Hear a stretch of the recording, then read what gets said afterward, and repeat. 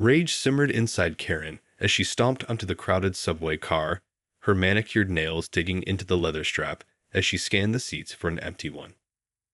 Her designer heels clicked against the floor, turning heads, but Karen paid no attention to the other passengers. Her laser-sharp focus was on that lone empty seat in the corner. She beelined towards it, only to be cut off by a pregnant woman who had the audacity to lower herself into the coveted spot. Karen's nostrils flared. How dare this woman steal her seat? Didn't she know who Karen was? Without hesitation, Karen towered over the pregnant woman, her shadow casting a dark cloud over the poor girl's weary face. "Excuse me, but that's my seat," Karen spat, her voice dripping with venom. The pregnant woman looked up, eyes widening in surprise. "I'm sorry, I didn't realize." "You didn't realize?" Karen interrupted, her lips curling into a sneer. "Well, now you do. Get up. This is my seat." The woman's brow furrowed as she slowly rose to her feet, one hand cradling her swollen belly. "There are no other seats available. Surely you can stand for the short ride." Karen scoffed, her fingers tightening around the leather strap.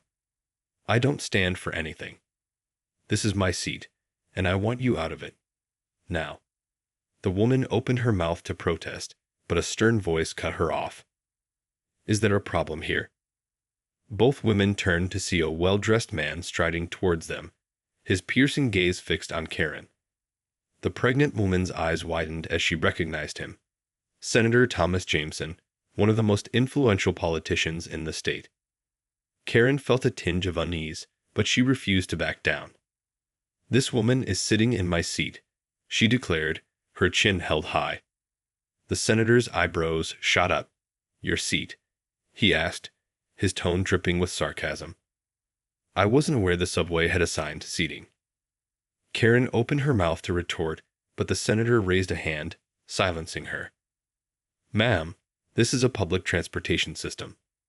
The seats are for all passengers, not just those who feel entitled to them." He turned to the pregnant woman, his expression softening. "Please, take the seat. You look like you could use the rest." The woman smiled gratefully and eased herself back into the chair, her hand caressing her belly. Karen watched, her face flushing with anger and humiliation as the senator stood beside her, his disapproving gaze boring into the side of her head.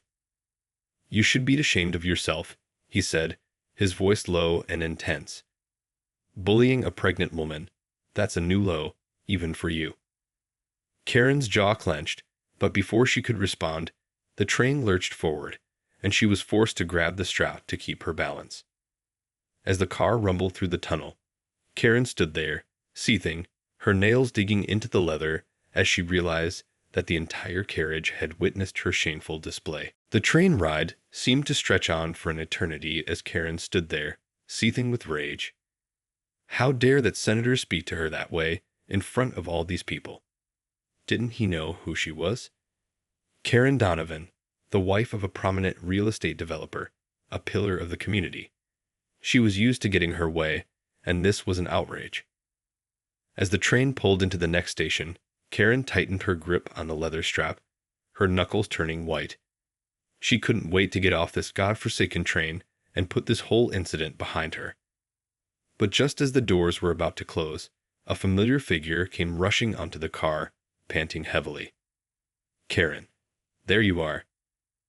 Karen's eyes widened as she recognized her husband, Michael, his brow glistening with sweat. He made his way towards her, dodging other passengers with practiced ease. "I've been trying to call you," he said, his voice tinged with worry. "Why didn't you answer your phone?" Karen felt her cheeks flush with embarrassment. I must have left it on silent," she muttered, casting a quick glance at the pregnant woman, who was watching the exchange with a curious expression.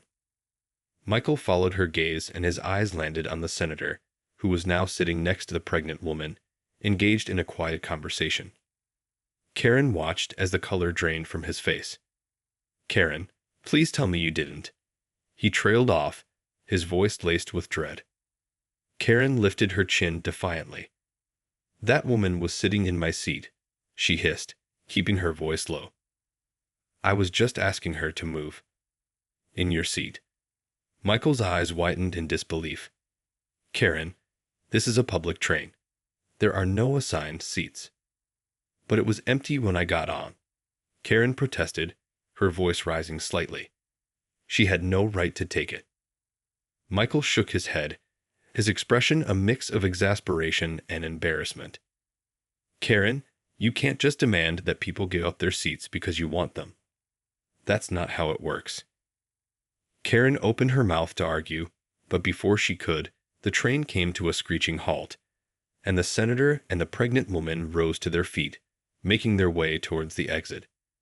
As they passed, the senator fixed Karen with a cold, disapproving stare, and Karen felt a shiver run down her spine. Once they were gone, Michael grabbed Karen's arm and pulled her close. We need to talk, he said, his voice low and urgent. This kind of behavior is unacceptable, Karen. You're making a fool of yourself and of our family. It has to stop. Karen felt a surge of panic rise within her. She had never seen her husband this angry before, and the thought of him being disappointed in her was almost too much to bear. As the train lurched forward, she couldn't help but wonder what other consequences her actions might have in store. The ride home was tense and silent, with Karen and Michael both lost in their own thoughts. Karen's mind was racing, trying to process the events of the day and the look of disappointment on her husband's face. How could he be so upset with her? She was just standing up for her rights, wasn't she?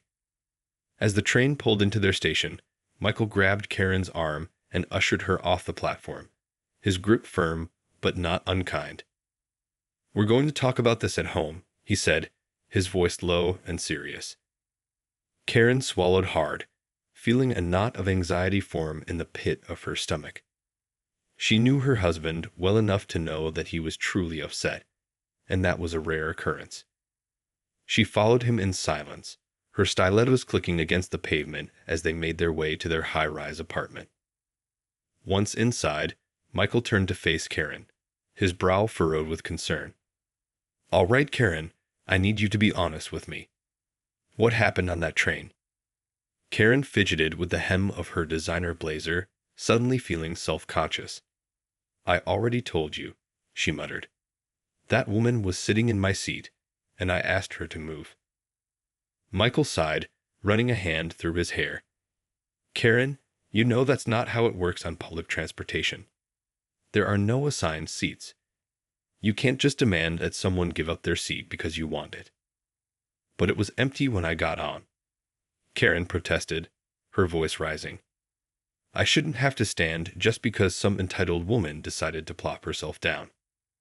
That entitled woman happened to be the wife of a state senator, Michael said, his tone stern.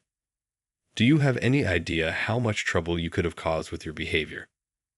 Karen's eyes widened in shock. The senator's wife?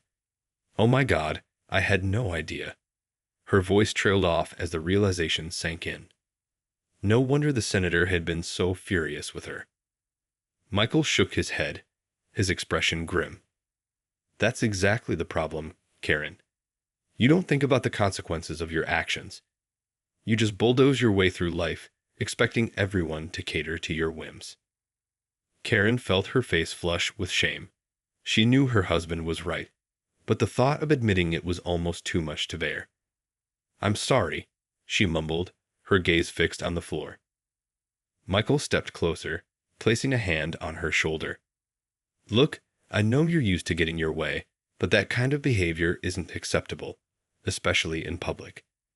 You need to start thinking about how your actions affect other people. Karen nodded, her throat tight with emotion. I'll do better, I promise, she whispered, her voice barely audible. Michael gave her shoulder a gentle squeeze. I know you will. But this is a wake-up call, Karen. You need to start being more mindful and considerate of those around you. Otherwise, you're going to end up in some serious trouble. As the weight of his words sank in, Karen felt a chill run down her spine.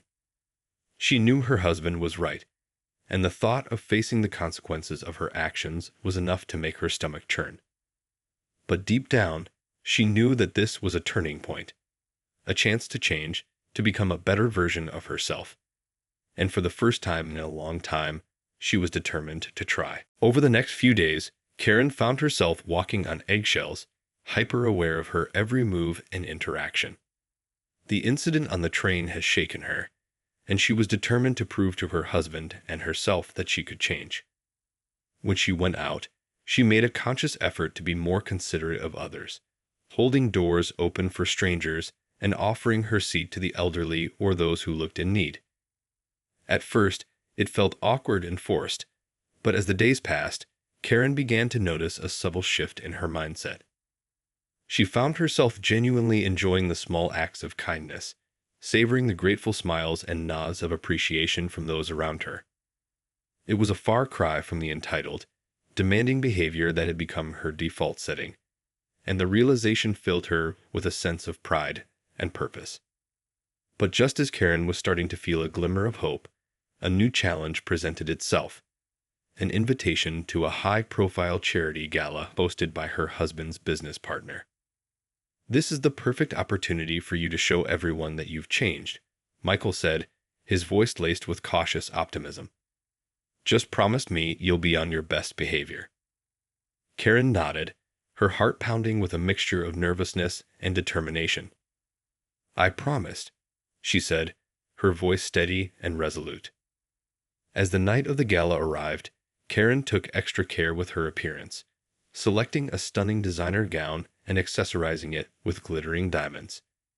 She wanted to look her absolute best, not just for herself, but to prove to everyone that she was a force to be reckoned with. When they arrived at the lavish venue, Karen felt a familiar surge of excitement. She loved these types of events, where she could mingle with the city's elite and bask in the attention. But this time, she was determined to keep her entitled impulses in check. As she made her way through the crowded ballroom, Karen couldn't help but notice the curious glances and hushed whispers that followed her. Word of her train incident had clearly spread, and she knew she had to tread carefully. Suddenly, a familiar face caught her eye. It was the pregnant woman from the train, chatting animatedly with a group of well-dressed guests. Karen felt a knot of unease form in the pit of her stomach, and she quickly averted her gaze, praying that the woman hadn't noticed her. But just as she was about to turn away, the woman's eyes locked with hers, and Karen felt her heart skip a beat.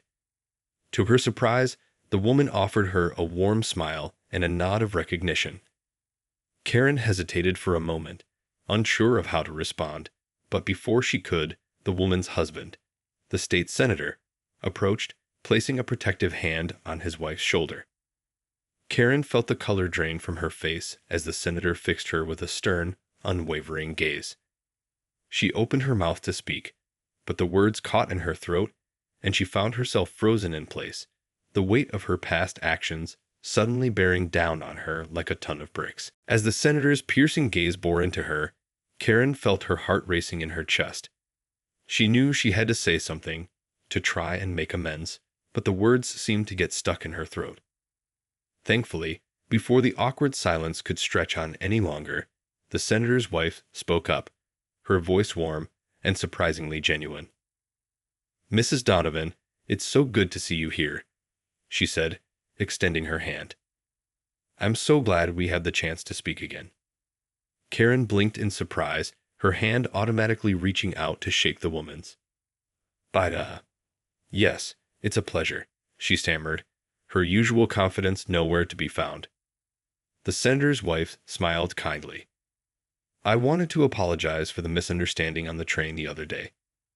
I understand now that you were simply trying to find a seat, and I hope there are no hard feelings." Karen felt her cheeks flush with embarrassment. No, it's my fault," she said, her voice barely above a whisper. "I should never have acted that way. I'm the one who should be apologizing." The woman nodded, her expression warm and understanding. "We all have our moments, Mrs. Donovan. The important thing is that we learn from them and strive to be better." Karen felt a lump form in her throat as the woman's words resonated with her. She had been so focused on proving her own importance that she had completely disregarded the humanity of those around her. But now, standing face to face with the very person she had wronged, she was struck by a newfound sense of humility. The senator, who had been silent up until this point, finally spoke up, his voice measured and serious. "Mrs. Donovan, I want you to know that I appreciate your willingness to acknowledge your mistake. It's a rare quality these days, and one that I believe should be commended." Karen felt a surge of relief wash over her. "Thank you, Senator," she said, her voice steady. I'm truly sorry for my behavior. It was unacceptable, and I promised it won't happen again." The senator nodded, a hint of a smile playing at the corners of his mouth. "See that it doesn't," he said, his tone light but firm. "We could all use a little more kindness and consideration in this world." With that, the senator and his wife excused themselves, leaving Karen to ponder the profound impact of their encounter.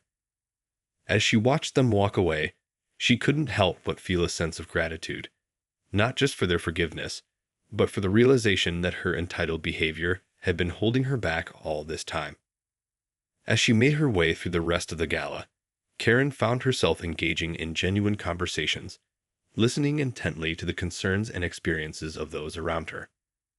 And for the first time in a long time, she felt a genuine connection, a sense of belonging that had been sorely lacking in her life. In the days following the charity gala, Karen found herself reflecting on her encounter with the senator and his wife. Their kindness and understanding had struck a chord within her, and she found herself feeling a newfound sense of purpose. As she went about her daily routine, Karen made a conscious effort to be more mindful of her interactions with others. She held the door for a harried-looking mother pushing a stroller, offered her seat to an elderly gentleman on the bus, and even helped a young man struggling with his heavy groceries. Each small act of kindness filled Karen with a sense of satisfaction and pride, a far cry from the entitled, demanding behavior that had once been her default. She could feel a subtle shift within herself, a softening of the hardened edges that had once defined her. One day, as Karen was browsing in her favorite upscale boutique, she was surprised to see the senator's wife enter the store. Their eyes met, and Karen felt a momentary flash of unease, unsure of how the woman would react. But to her relief, the woman's face lit up with a warm smile. "Mrs. Donovan, what a pleasant surprise." Karen returned the smile, her posture relaxing. "Please call me Karen," she said, her voice genuine and inviting. The woman nodded, her eyes sparkling with genuine kindness. "Karen, then, I'm so glad I ran into you. I wanted to thank you again for your apology at the gala. It really meant a lot to both of us." Karen felt a flush of pride, her earlier unease melting away. "I'm the one who should be thanking you," she said, her voice soft but sincere. "You and your husband showed me such grace and understanding, even after the way I had behaved. It was a humbling experience, and one that I'm truly grateful for." The woman reached out and squeezed Karen's hand, her touch warm and reassuring.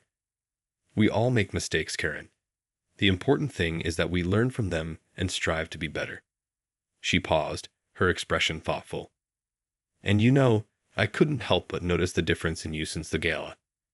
You seem softer, somehow, more present and engaged." Karen felt a lump form in her throat as the woman's words resonated with her. I've been trying," she admitted, her voice barely above a whisper. "It hasn't been easy, but I'm determined to change, to be a better version of myself." The woman nodded, her smile widening. "I can see that, and I'm proud of you. Keep it up, Karen. The world needs more people like you." As the woman turned to leave, Karen felt a surge of gratitude and inspiration. The senator and his wife had seen something in her that she had been struggling to see in herself, the potential for growth and change.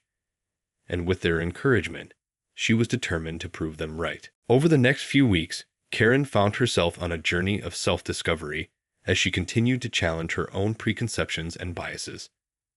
Gone were the days of demanding special treatment and expecting the world to cater to her every whim. Instead, she embraced a newfound sense of humility and compassion, striving to be more mindful and considerate in her daily interactions.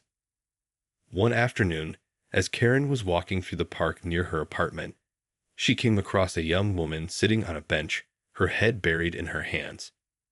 Without hesitation, Karen approached the woman, her steps measured and her expression soft. "Excuse me, are you all right?" she asked, her voice laced with genuine concern. The woman looked up, her eyes red and puffy from crying. I'm fine, I just—" Her voice broke, and fresh tears began to stream down her face. Karen didn't hesitate. She sat down beside the woman and gently placed a hand on her shoulder. "Hey, it's okay. Whatever it is, I'm here to listen." The woman looked up at Karen, her expression a mix of surprise and gratitude. I lost my job today," she admitted, her voice trembling. "I have a mortgage to pay and a little boy at home, and I just don't know what I'm going to do." Karen's heart ached for the woman's plight. She remembered all too well the fear and uncertainty that came with financial instability, and she was determined to help in any way she could. "Well, that's a tough situation, but you're not alone," Karen said, her voice soft and reassuring. "Have you considered reaching out to local organizations or community centers? They may be able to provide some resources or assistance." The woman nodded, wiping at her eyes with the back of her hand.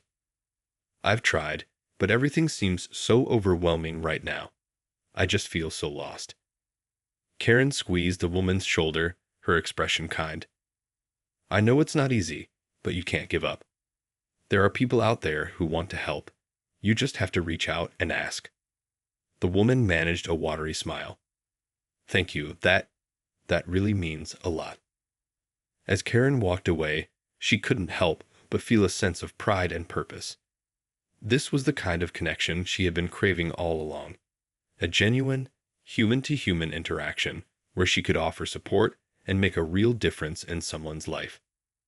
It was a far cry from the entitled, demanding behavior that had once defined her, and she couldn't help but wonder why she had wasted so much time and energy on the pursuit of material wealth and status. In the end, true fulfillment came from within, from the simple act of extending a helping hand to those in need. With a renewed sense of determination, Karen made a vow to continue on this path of self-improvement, determined to use her privilege and influence to make a positive impact on the world around her. In the months that followed, Karen's newfound commitment to compassion and kindness continued to grow and blossom.